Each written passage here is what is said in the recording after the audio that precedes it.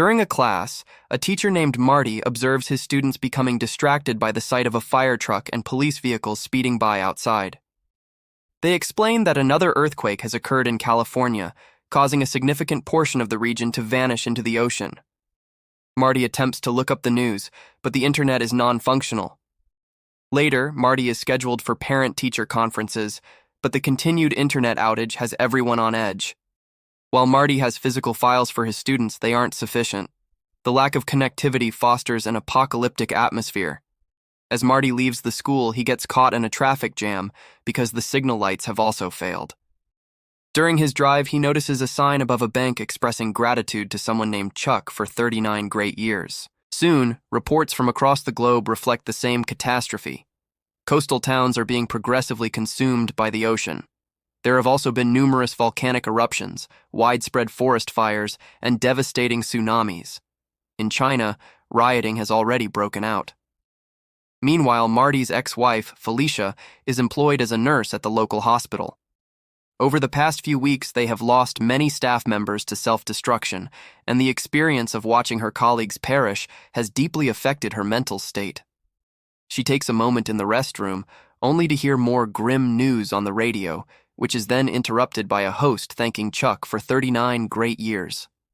When a coworker asks Felicia whether marriage or divorce is simpler, Felicia responds that marriage is, as it's completed in an hour, whereas a divorce can drag on for months. That evening, Felicia phones Marty, confessing she has been thinking about him throughout the day. She speculates that separated couples might be reuniting out of a need for familiarity in these troubling times, citing examples of co-workers who have left their jobs to be with their families.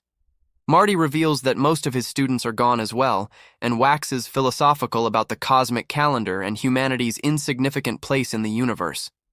Felicia then brings up the Chuck ad she saw, and Marty confirms he saw one too. They both wonder who would be putting up advertisements during the apocalypse. Neither has any idea who Chuck is. After their call, Marty tries to watch television, but the signal soon fails, just like the internet. After a few moments of static, Chuck's face materializes on the screen as an announcer thanks him for 39 great years, only for the signal to cut out again once the ad concludes. The next morning, Marty sees that his neighbor isn't taking his car. The man explains he had to walk 3 miles to and from work because a sinkhole has opened up in the road, bisecting the city and swallowing numerous vehicles. The remaining streets are choked with traffic, making it unlikely Marty will reach the school before noon. They then discuss the latest developments. Only 10% of California's land remains, the Midwest is ablaze, and Florida is submerged, wiping out the country's primary food-producing regions. Europe is facing a similar plight, and famine has already claimed 1 million lives in Asia. The bubonic plague has resurfaced, and very few bees remain, likely concentrated in South America. At that moment, Marty sees many of his neighbors returning home, unable to get to their jobs because the sinkhole has consumed their cars and even their workplaces. Marty speaks to a friend of Felicia's who worked at the bank and asks about the Chuck sign, but she is also clueless about its meaning. The people walking around all appear dejected, and Marty's neighbor remarks that they have progressed through the stages of grief. Initial protests and riots gave way to a wave of self-destruction, but now, people seem to have accepted their fate and are simply awaiting the end. Their conversation is interrupted by a plane skywriting, "Thanks, Chuck."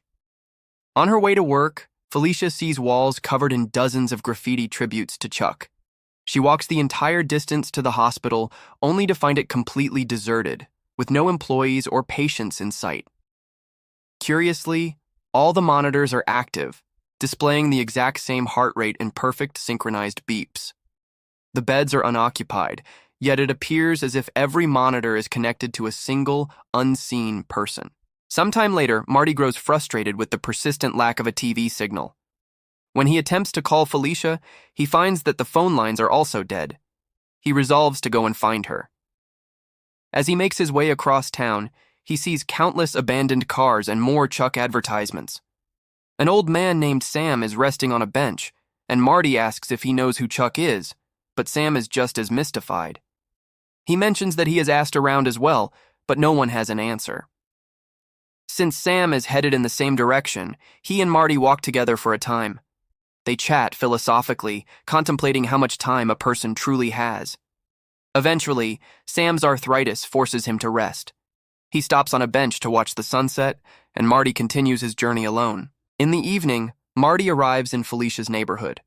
He encounters a young girl named Iris, who recognizes Felicia's name and mentions how kind she always was to the local children, often giving them cookies.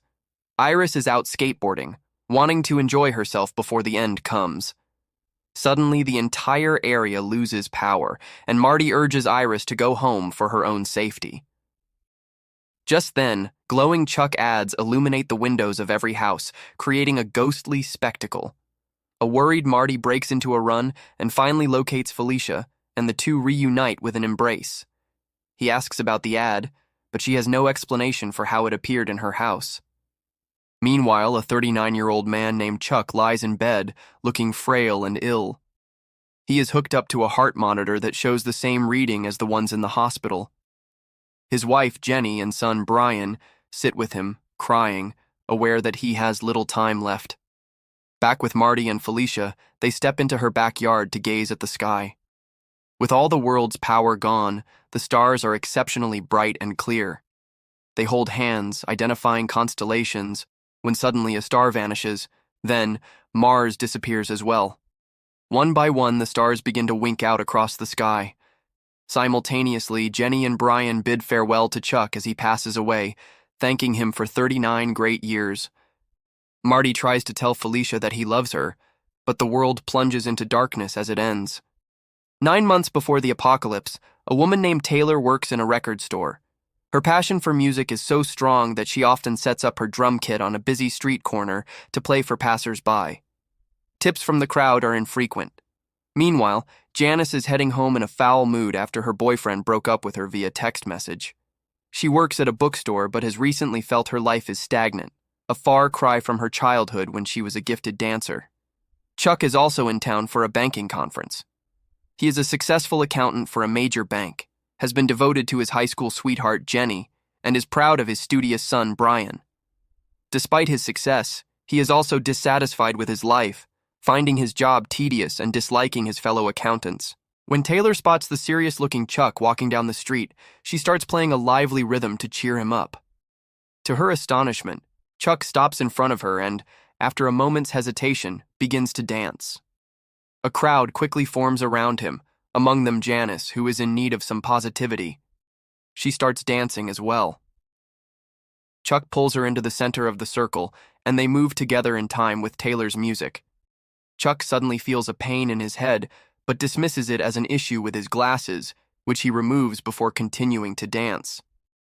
The crowd claps and cheers, so captivated by the performance that they shower Taylor's hat with tips.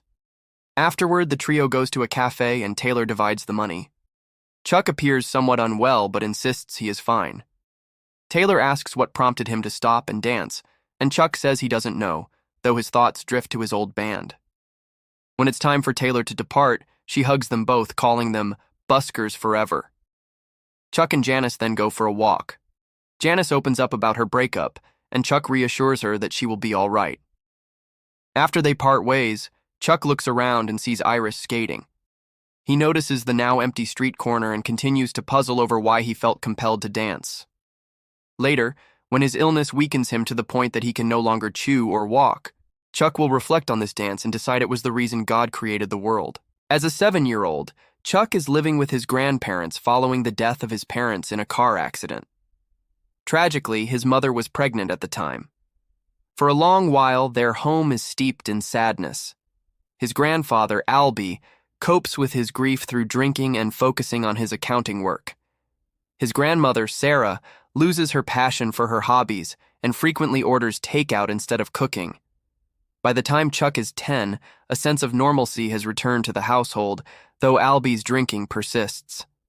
Sarah is cooking again and often listens to music, dancing as she does. She frequently pulls Chuck into a dance with her, which is how he learned his impressive moves. They also watch many movies together, particularly those featuring dance scenes. His grandparents' house becomes Chuck's true home, with one exception. He is forbidden from entering the cupola on the roof. Albie and Sarah claim the floor is unsafe and that there is nothing up there anyway. Chuck secretly tries the door but cannot get past the lock.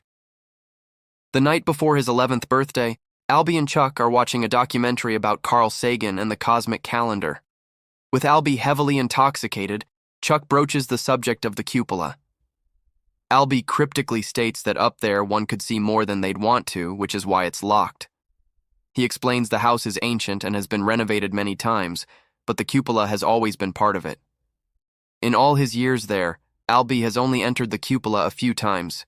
He claims that in that room, he witnessed the ghosts of people before they died. Albie muses that waiting for death is always the most difficult part. When Sarah arrives home, she sends Albie out for groceries to sober up. She then tells Chuck not to pay any mind to Albie's stories, dismissing them as drunken ramblings. Later, Chuck asks a neighbor about the deceased individuals Albie mentioned and his connection to them. It appears the ghosts were manifestations of Albie's guilt over his inability to help certain friends. At school, Chuck's favorite subject is English. The teacher is too kind to command respect, and the students often misbehave. One afternoon, Chuck asked her about a poem she recited earlier, which contained the line, "I am large, I contain multitudes."